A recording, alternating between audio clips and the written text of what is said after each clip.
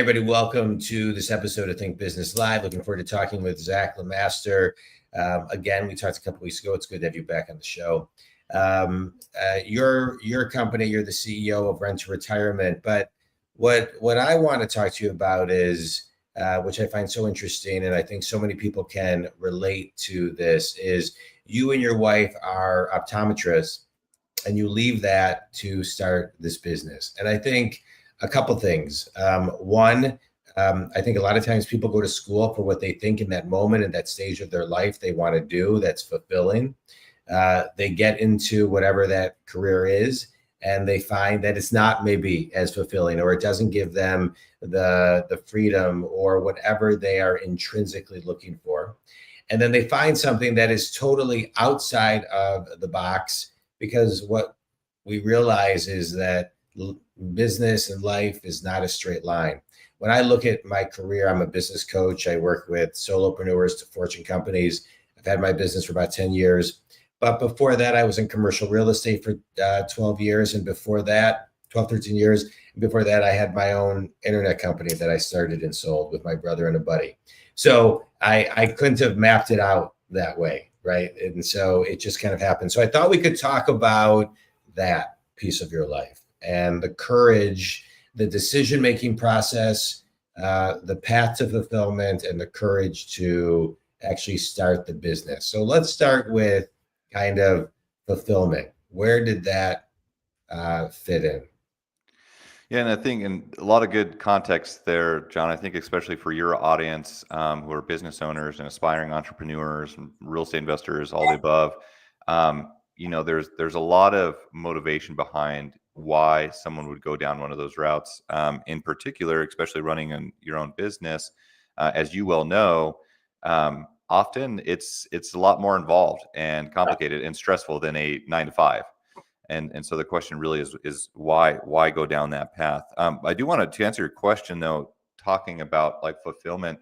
This is a common question I get, and a little bit of a misconception that we started our business today, Rent to Retirement, out of not being fulfilled in our career path, because that actually wasn't the case for us. I'm not super thrilled that I went to 8 years of professional school and $400,000 to get a professional degree when I could have been using that time, to probably start a business earlier. However, optometry, my wife and I are both optometrists. I mean, we're passionate about helping people see, and we still are today. I think the impetus for us starting our active business is one, I mean, we're real estate investors, and our business kind of evolved from our own investing in our own process, because, we identify different markets throughout the country where we see excellent investment opportunities. And then we build our local teams and systems there where investors can buy real estate with us passively, build their portfolio strategically across the country in markets that make sense. But we handle all the management for them, right? That's kind of our core business. But for us, for my wife and I, it was really the ability of we were passionate about ICA. We were also passionate about real estate. Real estate, just over time, as we continue to invest, became more financially lucrative and allowed us to create a lifestyle that we would not have been able to if we would have stayed, the optometry path. Because I was a captain in the Air Force, providing an optometrist in the Air Force. I worked in private practice. We owned our private practices. I did all the things, but we were able to replace our active income through real estate investing strategically. And that allowed us actually to have a more global impact. I mean, we're still licensed today, and we do a lot of volunteer basis. We set up cataract clinics internationally, and we're able to spend the time and have the money to do that we otherwise wouldn't have. So I'm not someone that says coming into this, investing in real estate or starting a business is because I was unhappy or I wasn't fulfilled in what I was doing.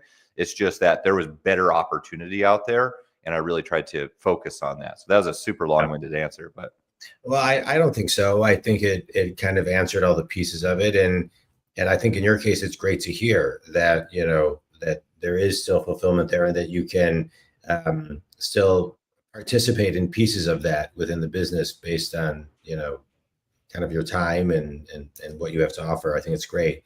Talk about a little bit of the courage of when you launched this business and stopped, the optometry piece, as far as from a full-time profession, because I think a lot of times people have a hard time with that. Think community, to learn more about the business, like Zach just talked about, you can listen to our podcast from 2 weeks ago.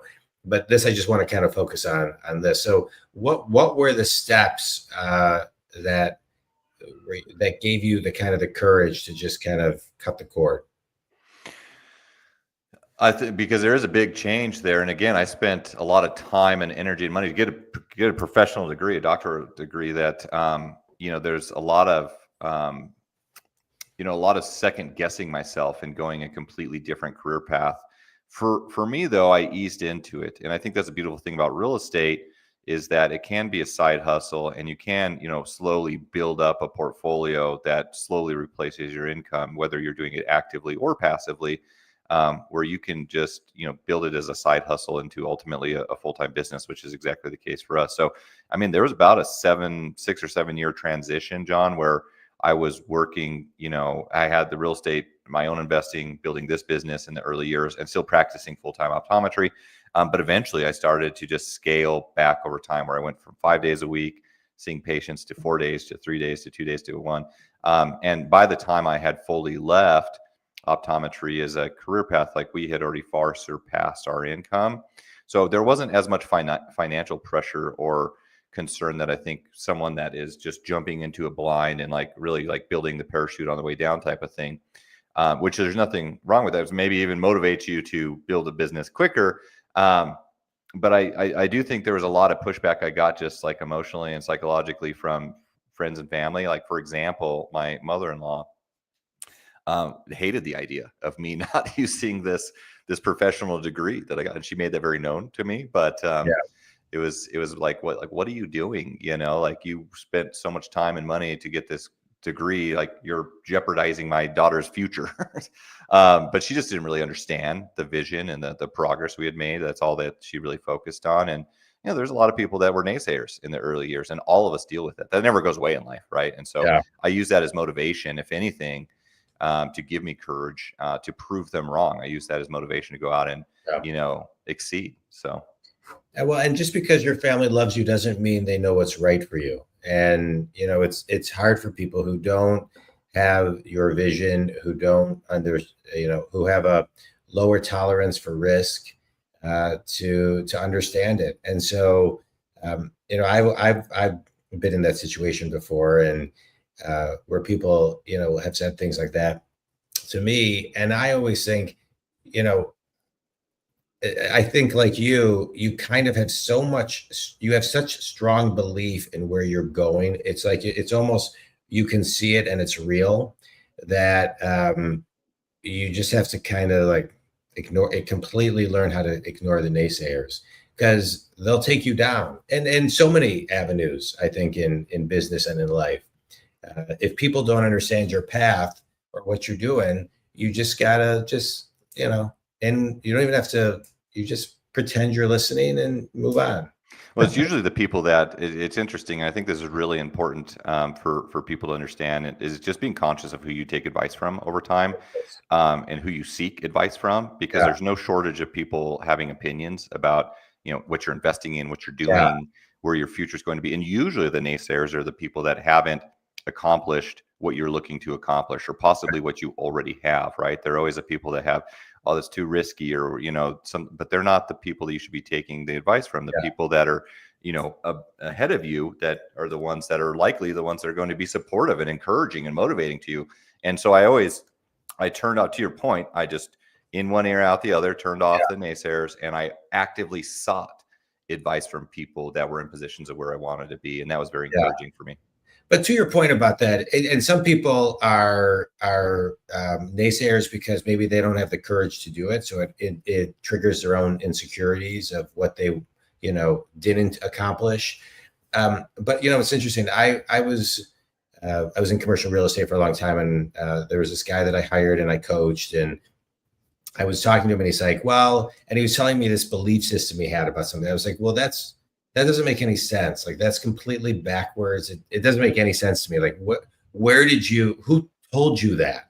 He was like, well, when I was a bartender, some guy at the bar said it to me. I was like, some random guy at the bar that when you were a bartender served a drink to, that you had a 1 minute interaction. That's what you've like put the stake in the ground for. So he's like, yeah, I guess I really didn't think about it. So to your point, I think not only do we need to pay attention to who we get advice from, but we also need to pay attention to how long we let it stick.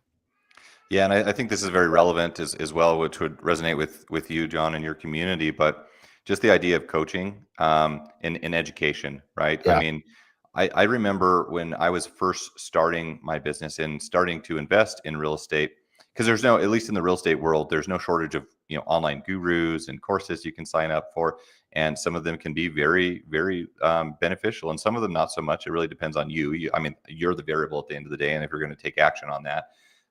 But again, I spent $400,000 in 8 years of my life to get a degree that I don't use anymore.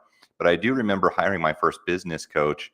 That was, I forget exactly the cost, but it was, relatively small, relative comparative to my professional schooling. But it was so hard for me to part ways with whatever it was, like I think $25,000 or something.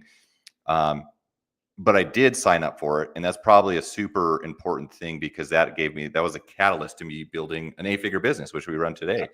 I would have never been able to do that, but it's a mind shift change, right? Of like, you have to invest in yourself first.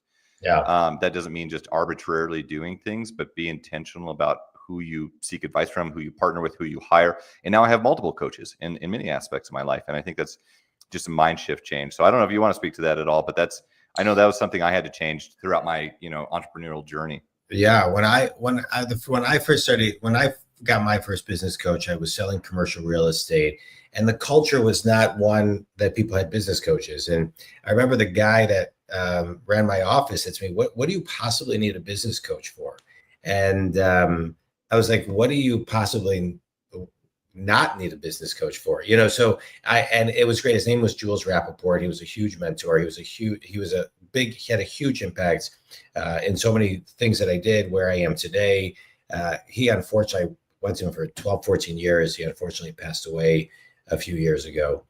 But he was the first business coach I had where it was, he could put a mirror in front of me and get me moving in ways where I couldn't on my own. It was great. And now I'm a coach, but I have coaches myself, and that help me evolve and grow in areas and grow my business.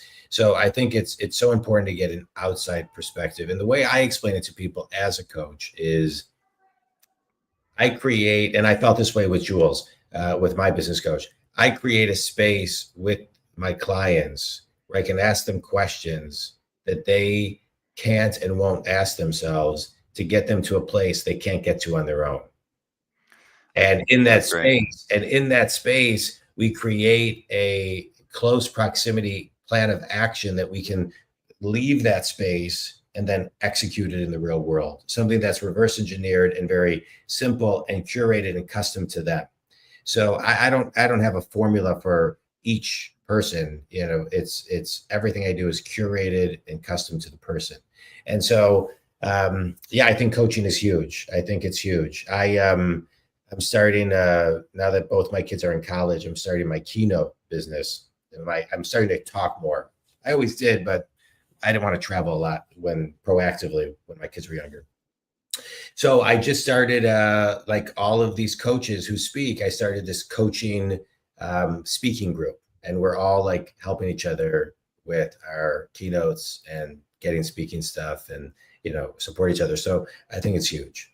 Yeah, that's great. I think a lot of people that seek out coaching, and I just want to make this statement as well, because I was definitely one of these people early on, but some people I think look to hire, whether it's a business coach or any kind of coaching, as if they have all the answers and they're going to give you the exact like roadmap of exactly what to do next. And I think that's not fair to the coach, but also I think that's an inappropriate way to think about coaching. I'm interested to hear your perspective, John. But in my opinion, coaches are there to, I mean, sometimes you just don't know what you don't know. And so if you have a coach that's been through, building businesses and exits like that, that can be very powerful. And sure, they're going to give you nuggets of knowledge that can save you or make you or save you significant amount of capital and time.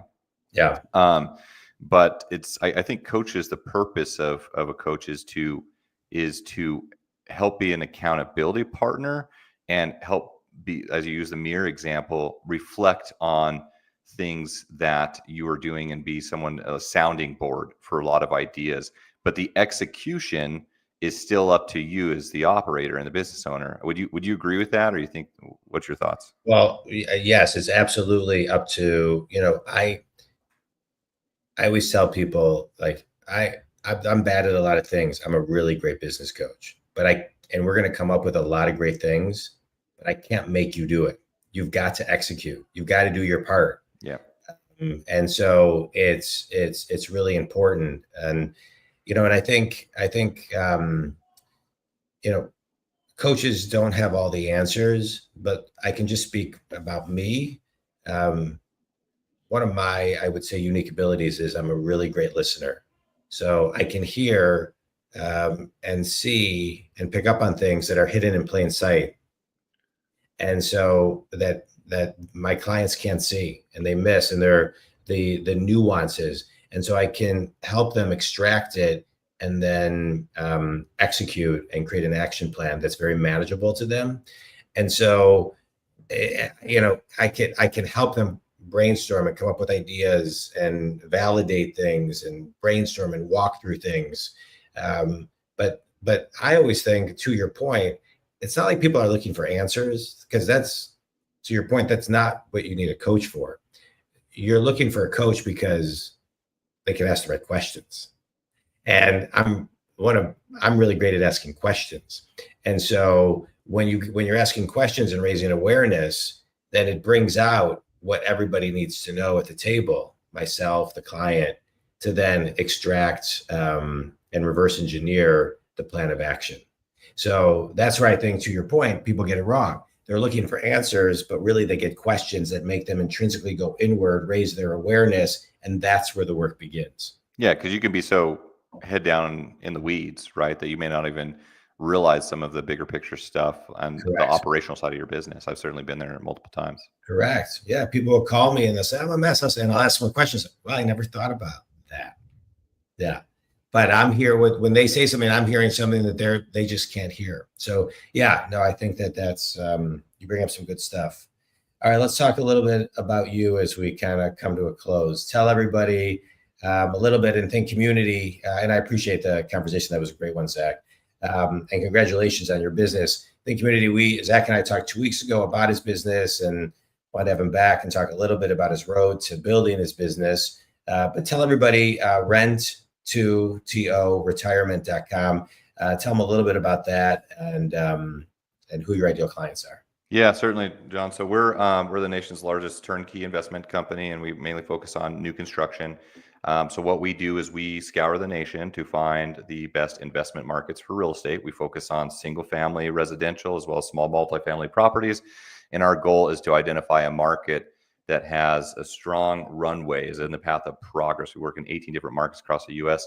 that offer good cash flow, immediate equity on purchase, where you can actually buy properties below market value and have strong appreciation. That's kind of the combination. The beautiful thing about real estate is those three things, among using other things like leverage, but is investing in real estate that has ample cash flow, strong appreciation, and immediate equity. And our team handles everything for them. So the ideal investor for rent to retirement is, well, we have a whole spectrum, whether you're a brand new investor or an experienced investor.